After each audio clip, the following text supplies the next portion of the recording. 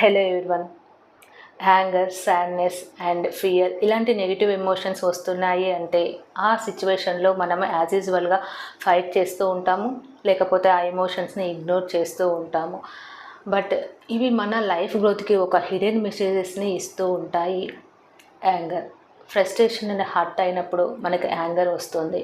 ఆ యాంగర్ మనకి ఏం చెప్తుంది అంటే ఈ సిచ్యువేషన్లో మీకు రెస్పెక్ట్ లేదు, సో ఇక్కడ బౌండరీస్ క్రియేట్ చేయాలి అనేసి చెప్తుంది. యాంగర్ ఎప్పుడైతే వస్తుందో అక్కడ ఇగ్నోర్ చేయకండి, ఆ మెసేజ్ని అర్థం చేసుకోండి అండ్ అక్కడ యాక్షన్ తీసుకోండి.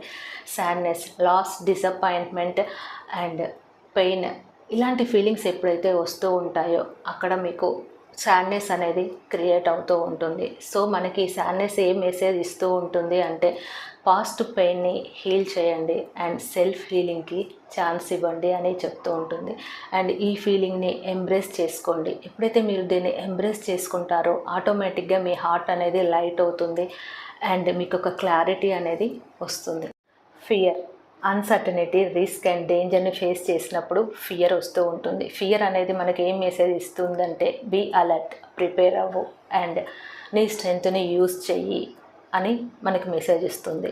ఫియర్ని మనం అవాయిడ్ చేయకుండా అక్కడ లెసన్ని అబ్జర్వ్ చేయండి అండ్ దాన్ని లైఫ్ గ్రోత్కి యూజ్ చేయండి. నెగిటివ్ ఎమోషన్స్ అనేది మనకి ఎనిమీస్ కాదు. ఈ నెగిటివ్ ఎమోషన్స్ అనేది మనకు గురువులు లాంటివి. మనం ఎప్పుడైతే ఈ నెగిటివ్ ఎమోషన్స్ని అవాయిడ్ చేస్తూ ఉంటామో, ఇగ్నోర్ చేస్తూ ఉంటామో, మళ్ళీ మన లైఫ్లో సేమ్ మిస్టేక్స్ అనేది రిపీట్ అవుతూ ఉంటాయి.